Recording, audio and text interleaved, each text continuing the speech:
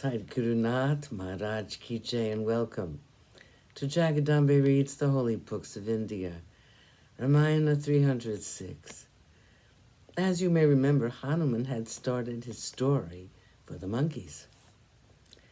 The monkeys, as soon as they heard the word Sita has been found, jumped in the air and showed their happiness by various demonstrations.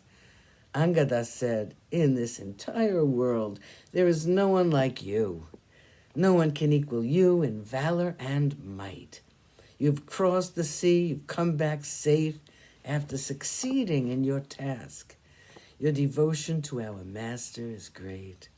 Your achievement is indeed incomparable.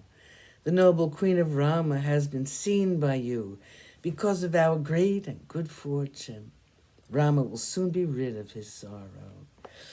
They all stood around looking at Hanuman, eager to hear in detail about his journey to Lanka and about Sita. Mahendra Mountain was looking glorious, with Hanuman and Angada and all the others crowding on it. Jambavan made them all sit down, and he asked Hanuman, "Tell us how Sita was found by you. How is she? How does Ravana behave toward her? We are all eager to know all about everything. Relate to us the happenings in Lanka. We will listen to you, and later we will decide as to what should be done. There may be some facts which can be told now, and some which have to be suppressed. You are wise enough to know all about it. Tell us everything now. We're eager and impatient to know." Hanuman made obeisance to Sita by prostrating toward the south. And then he began his recital. He told them about the Menaka hill and about Surasa. He told them how he had to outwit her, and then he came to the incident of Simika, whom he had to kill. Then followed his landing in Lanka and his encounter with Lankini, the guard of the city. He spoke in detail about going into the Antapura of Ravana in search of Sita. They listened as though they were spellbound, and they suffered with him as he told them of his frustration, which he met with everywhere. He told them how he felt that he would never reach the end of the sea of sorrow.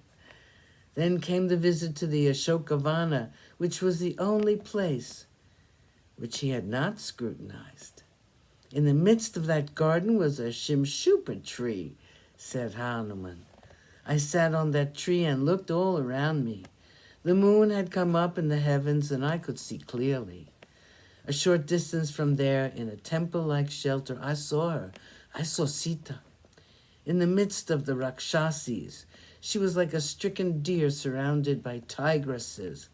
She was seated on the ground, the bare ground, and she was weeping all the time. Hanuman here wiped his own eyes and continued the recital. He told them about his shrinking himself to the size of a kitten and hiding himself among the leaves of the trees, about the coming of Ravana and his words to Sita, about his threats and his ultimatum. Hanuman told them everything in great detail, and the recital was thrilling to the listeners.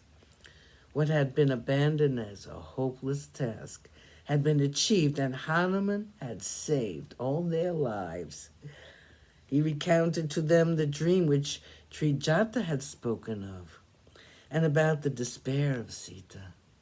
He then told them how he made himself known to Sita, about her initial distrust, and about how he had convinced her that he was from Rama.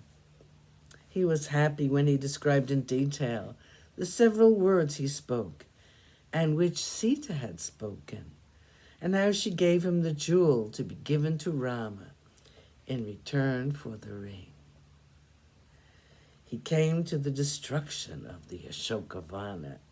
The monkeys who were listening were now greatly excited when they heard how Hanuman had killed the many chiefs of the army of Ravana and about the death of a son of the king. Sadhguru Nath Maharaj Ki Jai. Thank you for coming. I hope you come again.